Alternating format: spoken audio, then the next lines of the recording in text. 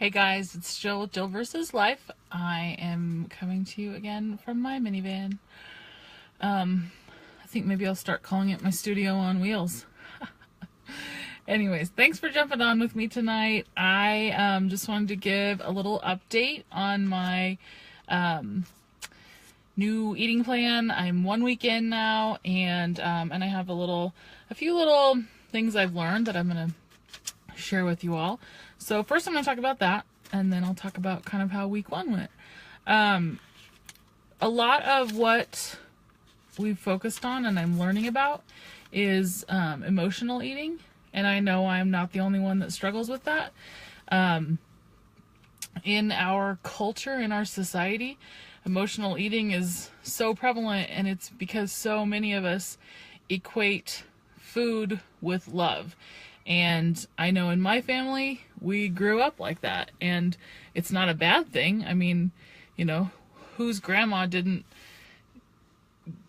shove food down their throats because that was how she showed her love, and she wanted to make sure you were well fed and that you were happy. So anyways, I'm going to talk a little bit about some things that I've been doing over the past week to try to curb that and stop that, and eventually move away from that being an issue. First and foremost, what I'm really trying to use as my mantra and just repeat over and over again is that food is fuel. It's nothing else. Food is fuel. It's not comfort. It's not a hug. It's not anger management. Food is fuel. So throughout the next couple weeks, as I journey through the rest of this, that is going to be my main focus. Food is fuel. I should have a t-shirt made. Anyway, so the tips that I've been working on, Dr. Michaela Sarno, Chalene has brought her in as one of the experts, and she has some really good tips. She's helped a lot of people recover from binge eating disorder, which I struggle from, and a lot of other eating disorders, and just help to kind of control that, take back control of what food has controlled our life, how food has controlled our lives. So, first tip is to stay present. Food habits come from, you know, when we are in an unconscious place, when you come home from work and you're starving, and you just, you know, you're starving, your mind thinks you're starving because it's a habit that you've created, and you just start shoveling food in your mouth, and before you know it, you've overate before dinner's even ready. Or maybe that's just me. Anyways, be mindful of what you're doing. You know, when you are going to eat, make sure that you're not emotionally pulled one way or another, that you are in the present, that you know what you are doing, that you're focusing on what is happening right now, and that food is going into your body for nourishment.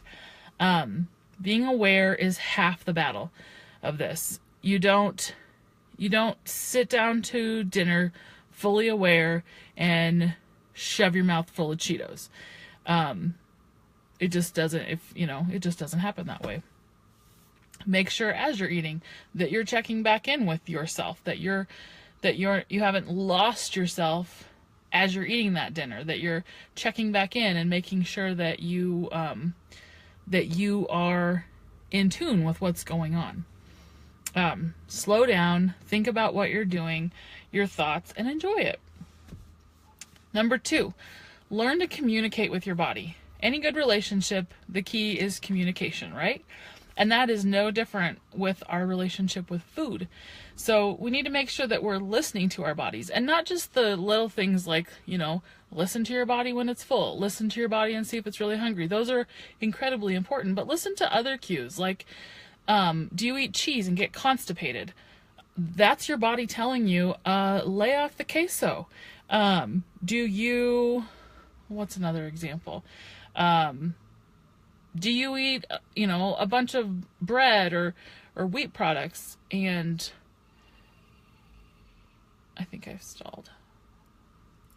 Do you eat a bunch of bread or wheat products and get extremely bloated.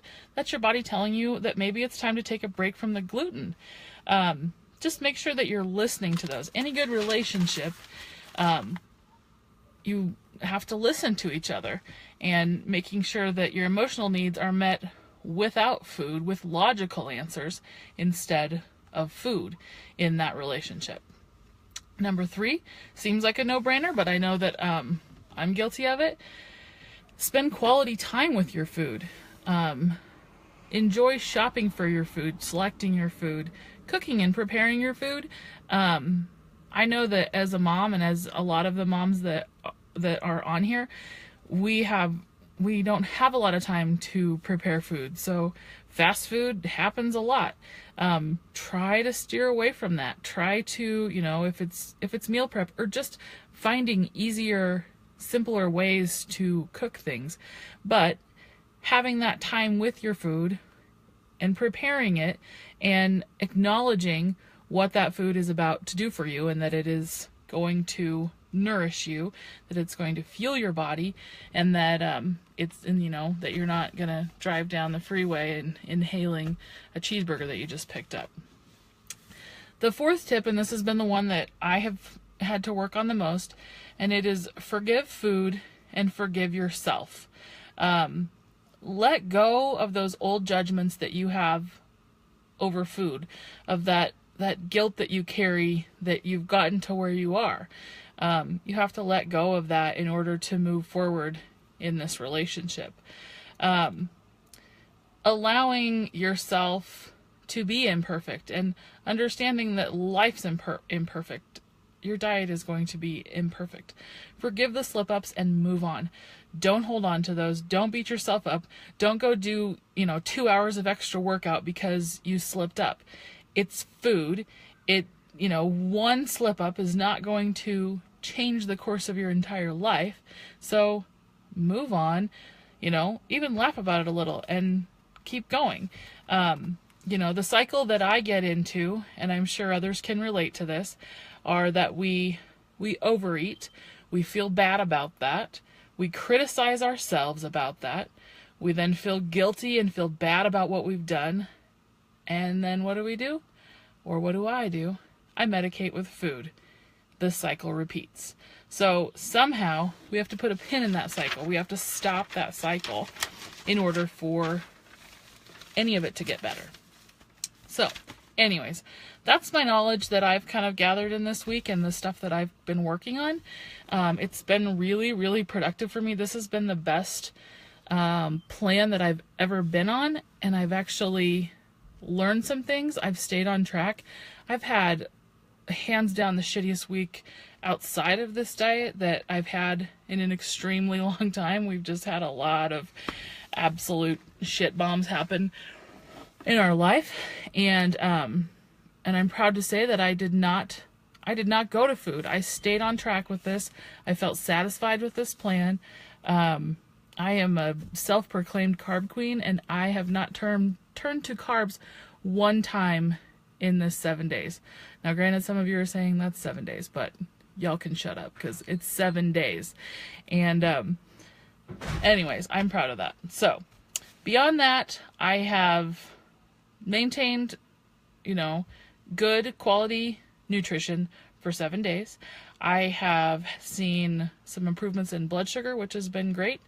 I have stayed in ketosis, which I'm trying to do for this, and I'm down a total of 12 pounds. So I realize that a lot of that is probably water weight and, carb stores kind of coming out, but you know what, I'll take it, and it keeps me motivated. So I am not crazy enough to think that that trend is going to keep up through the 3 weeks that I'm doing this experiment, but I'll take it while I can. Anyways, if you guys have any questions about any of this that I talked about, or discussion or anything like that, I would love for you to post it below.